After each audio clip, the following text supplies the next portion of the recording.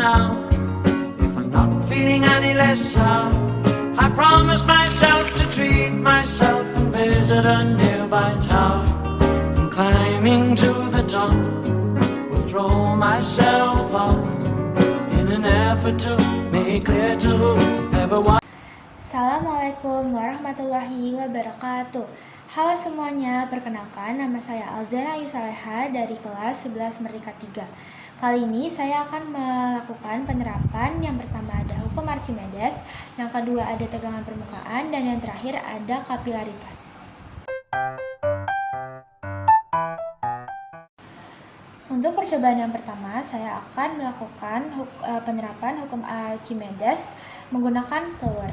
Untuk alat dan bahannya bisa dilihat di sini ada tiga gelas yang berisikan air, lalu ada 3 butir telur, dan di sini ada garam. Langsung saja kita lakukan penerapannya. Yang pertama, kita masukkan telur ke dalam air yang tidak diberi garam. Lalu yang kedua, kita akan memberikan 3 sendok garam ke dalam air tersebut.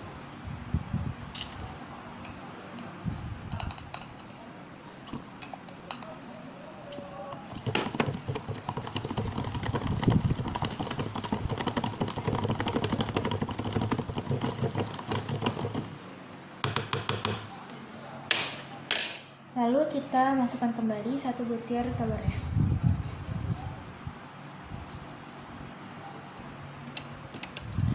Lalu kita masukkan 3 sendok garam lagi ke dalam air.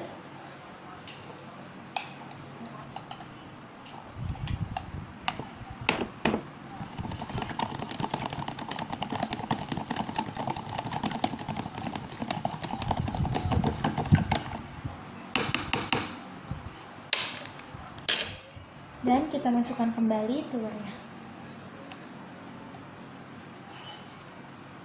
Tapi untuk kali ini kita tambahkan air.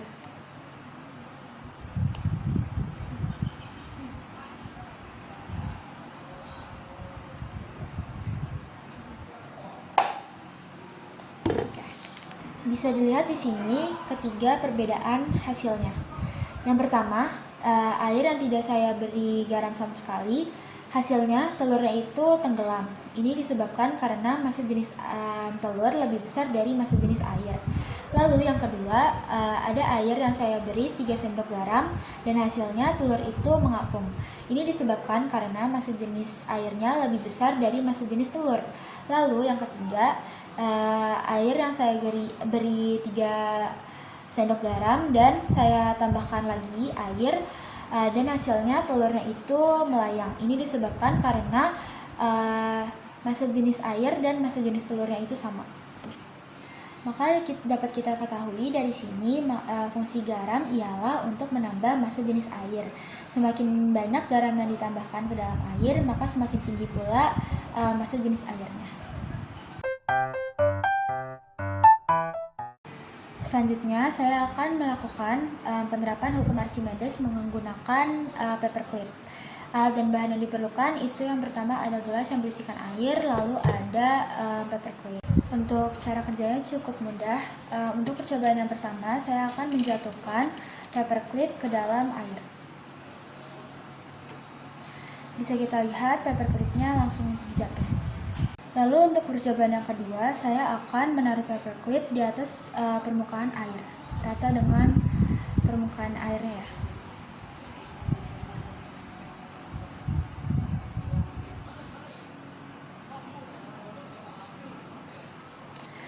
Nah, bisa kita lihat di sini paperclipnya itu mengambang.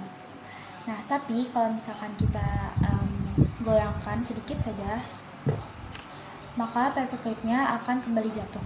Paperclip yang mengambang di atas permukaan air ini memiliki ikatan terhadap molekul air. Nah, makanya dia bisa mengambang. Nah, kalau misalkan kita guncangkan sedikit saja,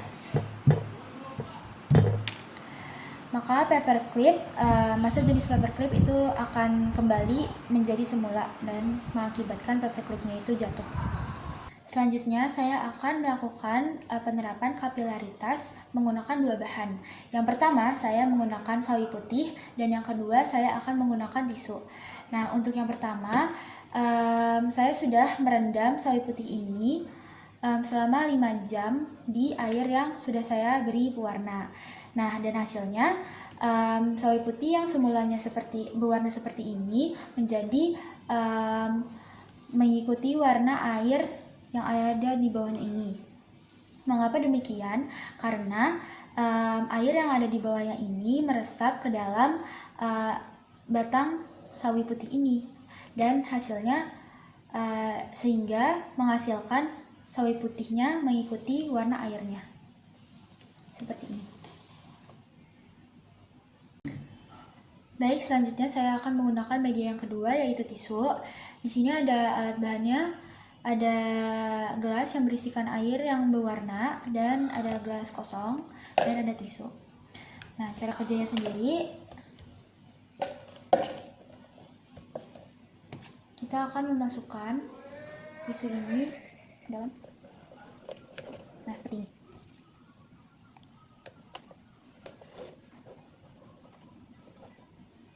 Dan kita tunggu sampai airnya turun ke gelas ini. Pada percobaan ini, air berwarna kuning dan air berwarna hijau akan meresap melalui celah-celah sempit pada tisu, hingga akhirnya menetes pada gelas yang berada di tengah. Hal ini merupakan contoh dari kapilaritas atau disebut juga dengan gaya kapiler. Sekian eksperimen yang saya coba, kurang lebihnya mohon maaf. Wassalamualaikum warahmatullahi wabarakatuh.